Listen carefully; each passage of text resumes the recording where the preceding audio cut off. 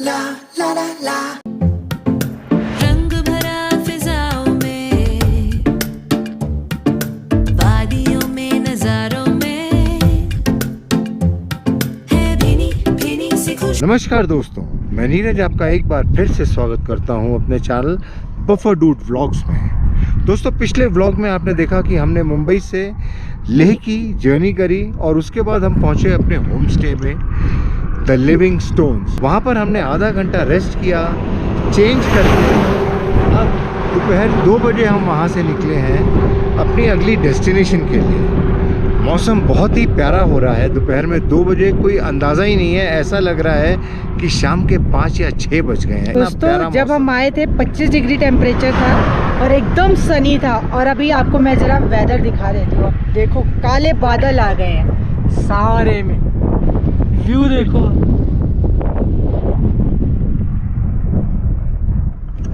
तो ये है लेह। कभी भी मौसम अपनी करवट बदल देता है। तो हाँ नीरज, कंटिन्यू। जी हाँ, तो हमें एक्लिमेटाइज इसीलिए करना ज़रूरी होता है, वरना इसके आफ्टर इफ़ेक्ट्स बहुत होते हैं। अभी हम लोगों ने एक्लिमेटाइज करने के लिए 25 किलोमीटर की एक डेस्टिनेशन डिसाइड करा जाने के लिए। वहाँ जाने के लिए हमने हायर करी Royal Enfield 350। Royal Enfield 350 hire करी, जिसका हमें रेंट पड़ा around 1000 rupees. But we are still enjoying the ride on Royal Enfield. तो हमारे से उन्होंने लिया है लाइसेंस का कॉपी और एक पेपर साइन कराया है जिसमें नंबर रहता है, फ़ोन नंबर वगैरह रहता है, और उसमें कुछ उनके डू एंड डोंट्स लिखे रहते हैं जो हमें बताया गया था। तो बस ये। और तो दोस्तों, अभी हम लोग अपनी राइड पे निकले हुए हैं जो कि अराउंड 26 किलोमीटर की है, और उसमें से शायद हमने जो है आधी कर ली है। हम लोग जा रहे हैं पत्थर साहब गुरुद्वारा। यस, तो आइए चलते हैं। रंग भरा फिजाओं में, वादियों में, नजारों में है भीनी भीनी सी खुशबुएं। हम लोग निकल गए हैं दोबारा से अपनी जर्नी पे।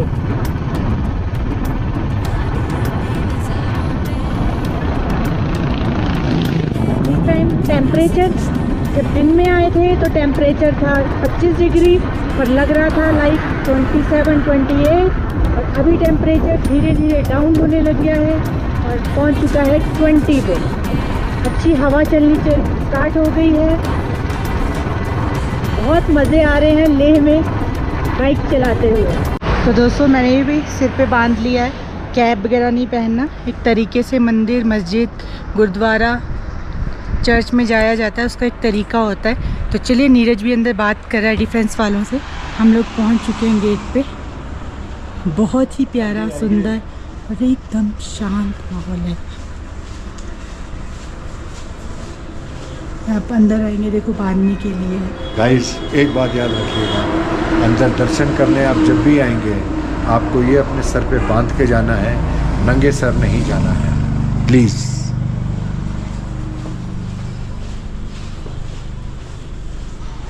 अभी यहाँ पे हाथ और पैर धोने के लिए है। हमने वैसे बाहर से भी धो लिए हैं क्योंकि हम बाइक चला के आए तो बहुत गंदा था। यहाँ पे हाथ वॉश करो। एंड देन ये गुरुद्वारे की ये जो चीज़ होती है, ये मुझे सबसे प्यारी लगती है। यहाँ से हमारे पैर ऑटोमेटिकली धुलते हैं, क्योंकि आप ये फ़ोटो में देख लो, ऐसा है। मैं और नीरज भी दिख रहे हैं। बोल वॉच आउट।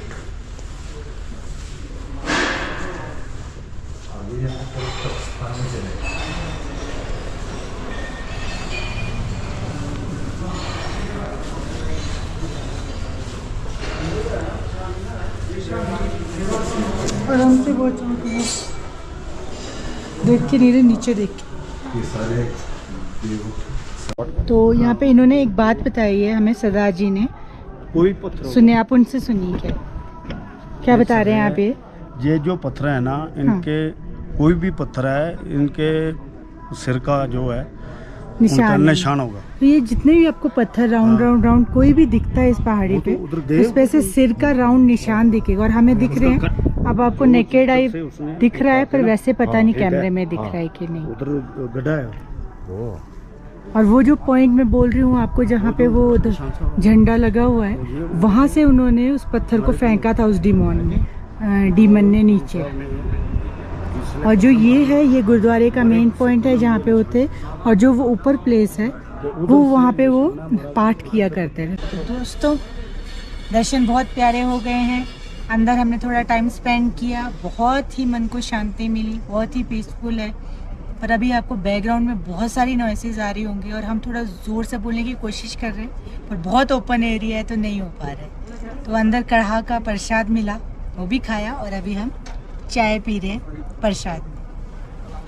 और नीरज आप लोगों को थोड़ा सा यहाँ की स्टोरी बताना चाहता है कि ये पत्थर साहब गुरुद्वारा कैसे बना, किसने बनाया, कौन से गुरु थे जिन्होंने ये बनवाया। Neeraj, thank you. तो दोस्तों, ये स्टोरी है 1515 से 1518 के बीच की, जिस समय गुरु नानक देव यहाँ पर नेपाल, तिब्बत, लेह और कारगिल की यात्रा करके यहाँ पर आए थे।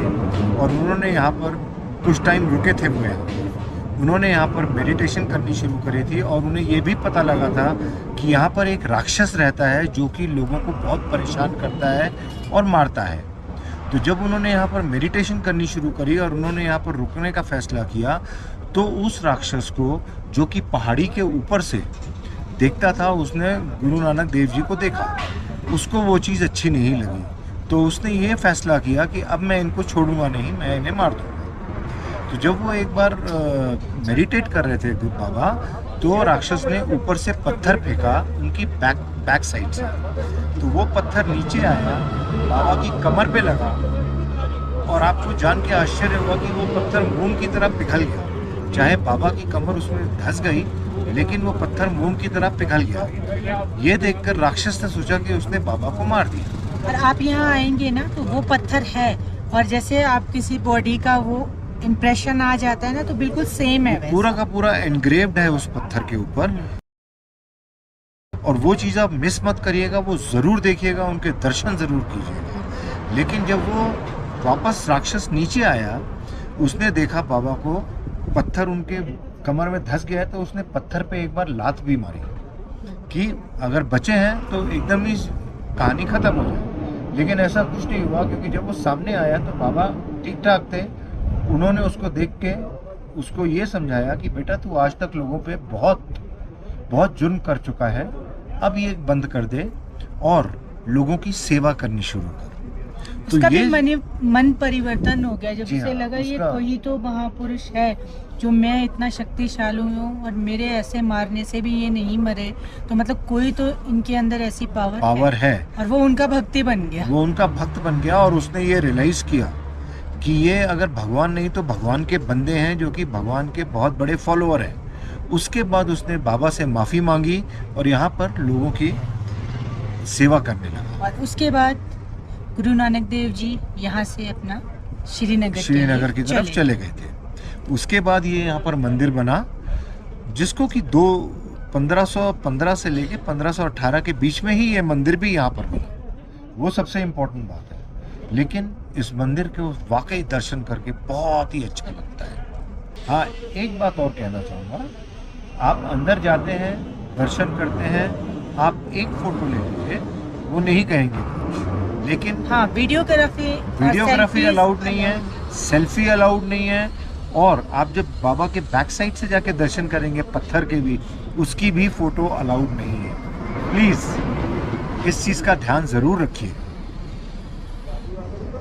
तो चलिए, आज की ये थी हमारी जर्नी, एक्लेमेटाइज जर्नी हम थी। इस तरह से अपने आप को एक्लेमेटाइज भी करते गए। पर यहाँ पे टाइम बिताने का मन करा, मुझे तो लग रहा है अभी और 1 घंटा हम लोग यहीं बैठे। जी हाँ, कोई अंदर भी problem हमने 15 मिनट तो लगाए। हाँ, और एक्लेमेटाइजेशन इसलिए भी क्योंकि अभी हम लोग कम से कम 12,000 फीट ऊपर हैं। हम लो अप कर रहे हैं, अभी हम हाँ। ऊपर आए, अब हम वापस अब से वापस नीचे नीचे चले जाएंगे। जाएंगे। इससे कैसा रहता है, हमारा ब्रेन और लंग्स में ऑक्सीजन, सप्लाई बहुत हाँ, और regular पानी होना चाहिए। ज़रूरत से ज़्यादा पीते रहो, क्योंकि मुंह सूख जाता है यहाँ पे बहुत ज़्यादा। आपको कुछ ना सिर दर्द का प्रॉब्लम होगा, अगर आप थोड़े से तरीके हैं, अगर आप उनको अपनाते हैं ना, आपकी जर्नी परफेक्टली रहेगी। बहुत और अच्छी। देखो दिन में गर्मी थी फिर भी मैंने इतना मोटा जैकेट पहना है और नीरज ने फुल स्लीव्स पहना है, भले ये स्वेटेड हो रहा था क्योंकि हम 0 लेवल से आए हैं मुंबई से। यहाँ के हिसाब से गर्मी है बट हमारी बॉडी को एकदम वैसा एक्सपोजर नहीं मिलना चाहिए। Body has to get used to it, what we Yes. Call acclimatized. दिन में 25 था पर वो 30 के बराबर था यहाँ पे, बट अभी शाम होते होते अब नाक ऐसा बहने लगी और ठंडा ठंडा अब लगने लग रहा है। नाक मेरी नहीं बह रही। 60 डिग्री हो जाता है अभी शाम तक, अभी हो गया 20 तो अभी पहुँच गया हो है। गया। तो चलिए अभी के लिए यही था, अब जाते जाते कुछ और देखेंगे तो आपको दिखाएंगे। जरूर बताएं। और थोड़ा जो बैकग्राउंड में शोर शराबा हो रहा है उसके लिए हम कुछ नहीं कर कुछ सकते। नहीं कर सकते। देखिए बैकग्राउंड का शोर ड्रिल का तो आपको सुनाई दे रहा है और हाईवे भी है, मैं तो आपको रेगुलर एक ट्रैफिक है। राउंड दिखा देती हूँ जी हाँ बिल्कुल। कि कैसा है, हम कहाँ बैठे हैं। ये पीछे मेन रोड है, ये मेरे पीछे पार्किंग है और हम लोग सब चेयर्स पे बैठे हैं लोग। इनको उधर भी दिखा दीजिए और कि वो ड्रिल चल रहा है। बादल देखो आप, क्या स्काई लग रहा है और वो सामने ड्रिलिंग चल रहा है वहाँ पे। और ये रहा हॉल और वो रहा गुरुद्वारा और अभी वहाँ आपको एक ऊपर गुरुद्वारा दिख रहा होगा, अब हम वहाँ भी जा रहे हैं दर्शन करने के वहाँ पे लिए। भी। और एक इसका ट्रैकिंग पॉइंट है, यहाँ से आप सीढ़ी से ऊपर जाते हैं, वहाँ पे आपको झंडा दिख रहा है, पता नहीं रजिस्टर हो पा रहा है कि नहीं। हम वहाँ जाने वाले हैं अभी ट्रैक करके, थोड़ा सा देखते हैं। कोशिश करेंगे कि वहाँ तक जाएं ट्रैक करके। वैसे कोई भरोसा नहीं ज्योत्सना का हो पकड़ के ले जाएगी तो। हम लोग कोई शेखीबाजी नहीं करने वाले, जी हाँ। जितना चढ़ा जाएगा चढ़ेगा। अगर हमें लगेगा हमें सांस प्रॉपर है, वैसे बिल्कुल भी सांस का दिक्कत अभी अभी हो तक तो ही नहीं नहीं रहा है। गॉड्स ग्रेस वी आर थोड़ा परफेक्टली। कानों में, अब यहाँ जब हम पहुँचे हैं ना लेह के बाद, अब कानों में थोड़ा सा पट थोड़ा हल्का टिंच हो रहा है, तो मैं अब कानों में कॉटन डाल लूंगी। और नीरज ने अपना ये पहन लिया, अपने कान ढक लिए। कवर कर दिया। तो चलिए फिर मिलते हैं, ऐसे ही कुछ दिखाएंगे आपको। हम लोग आ गए हैं थोड़ा और आगे कारगिल वाली साइड पे, वहाँ से 5 मिनट का ड्राइव था, 5 भी नहीं था, 3 मिनट का ड्राइव था। और अभी हो रहा है टाइम 5:05 और मैं आपको दिखाती हूँ मेरे सामने नीरज। Hello guys. और नीरज पहुँच चुका है मैग्नेटिक हिल। एल्टीट्यूड है यहाँ का 11,123 फीट सी लेवल से। मैग्नेटिक हिल से अभी हमारा आगे भी जाने का प्रोग्राम है। मैग्नेटिक हिल पे हमने सोचा थोड़ा सा 2-3 मिनट रुकते हैं। तो मैं आपको थोड़ा सा एक राउंड दिखा देती हूँ वादियों का। तो ये है वादियाँ, ये है यहाँ पे ATVs, यहाँ पे ATVs चलती है। और अभी हम आ चुके हैं जंस्कार वैली के अंदर। तो ये है यहाँ का सारा राउंड। और ये देखिए रोड के ऊपर आपको मैं दिखाती हूँ, टेस्ट पॉइंट रखा हुआ है। आप देख रहे हैं कि उधर चढ़ाई है और इधर उतराई है, और मेरा गाड़ी अभी बैक जा रहा था ऊपर। और मैं आपको यहाँ पे टेस्ट राइड भी बनाया हुआ है, वो भी दिखा देती हूँ। वैसे यहाँ पे पार्किंग अलाउड नहीं है क्योंकि यहाँ पे आर्मी के ट्रक्स बहुत ज़्यादा तेज़ आते हैं। ये देखिए यहाँ पे है टेस्ट लेन, पर ये पर सेफ नहीं है बिल्कुल भी। यहाँ पे ट्रक्स वगैरह इतना फास्ट आ रहे हैं। वो देखो बाइक खड़ी है हमारी JK10। गाइस ये क्लासिक 350। और ये सामने जो आप देख रहे हैं ये है वो मैग्नेटिक हिल जिसकी बहुत बात होती है। हाँ एक्चुअली ये जो 2 हिल्स का ये व्यू बनता है, ये यहाँ पे इसको मैग्नेट की तरह कुछ तो यहाँ पे वो बनता इसकी है। फंक्शंस होती हैं। क्या बोल रहे हो? मैं ये बोल रहा हूँ कि यहाँ पर ये जो इसकी प्रॉपर्टी है मैग्नेटिज्म की, ये गाड़ियों की स्पीड को जो है इंटरप्ट करती है, उसकी इंटरफेरेंस बहुत रहती है और इसके अंदर इसीलिए लोग ज़्यादा जो है यहाँ पर चांस लेते भी नहीं हैं। पता नहीं कौन सा चांस, हम तो चांस ले लिया रोड के बीच में, रोड गाड़ी रोक दी। इससे ज़्यादा चांस क्या, आप जान पे खेल गए बस, और क्या। तो चलो दोस्तों अब किधर से जाते हैं, मेरे को तो लगता है वापस चलते हैं। वैसे संगम यहीं पे आगे है जहाँ पे जंस्कार रिवर और ऐसे 3 नदियाँ मिलती हैं। वहाँ जाएं कि वापस अब हॉस्टल चले अपने। तो चलो सोचते हैं और फिर आपको बताते हैं। वैसे अभी भूख बहुत लगी है। हाँ, कुछ भूख। खाने का भी मूड हो रहा है यार। क्या है, अभी कुछ खिलाओगे या नहीं? कुछ ढाबा डूबा नहीं है यार यहाँ पे? कैफे हम- है, सामने कैफे है। चलो कुछ पेट पूजा करते हैं। एक्लेमेटाइज कर रहे हैं भाई हमें डेस्टिनेशन और पॉइंट से भी कोई मतलब नहीं रहा। और मुंबई की भाषा में बोले तो लुक्खागिरी कर रहे हैं। सीरियसली लेह में आके लुक्खागिरी करने के मजे ही अलग है। भाई L for Leh, L for लुक्खागिरी। बस एल से और ज्यादा चीजें बताने की नहीं, और कोई चीज नहीं बता रहा हूँ, घबराओ मत। भाई कच्चे में ही उतर जाता है लड़का। तो चलो फिर कुछ खा लेते हैं हम लोग। गाइस, अभी शाम के 6:20 हो गए हैं। हम लोग जो थे मैग्नेटिक हिल पे आए। हम लोगों ने सोचा था इसके आगे हम लोग संगम तक जाएंगे, लेकिन वो आइडिया अभी ड्रॉप कर दिया, क्योंकि यहाँ पर हम लोग 5:15 बजे आके बैठे हैं जो। तो फिर उसके बाद हमने यहीं पर थोड़ी सी पेट पूजा करी मैग्नेटिक हिल के सामने।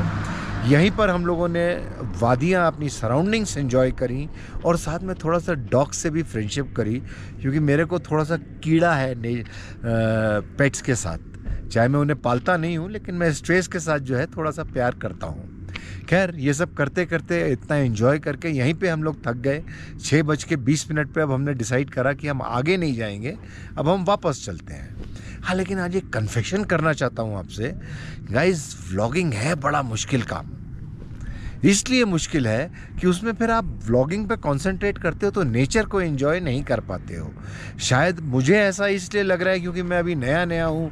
जुम्मा साल भर हुआ है मुझे व्लॉग करते हुए, और उसमें भी मैं रेगुलर नहीं रहा, मैंने काफ़ी गैप्स दिए। लेकिन मेरे हिसाब से अभी के लिए मुश्किल है। शायद maybe I get used to it in the future. But आप क्या सोचते हैं, आप अपने कमेंट्स में, हमारे कमेंट्स में ज़रूर लिखिएगा। अभी के लिए इतना ही। अब वापस जाने की तैयारी है, बट जाने से पहले जैसे मैं हमेशा कहता हूँ कि दोस्तों, ज़िंदगी छोटी सी है। दोस्तों, ज़िंदगी छोटी सी है।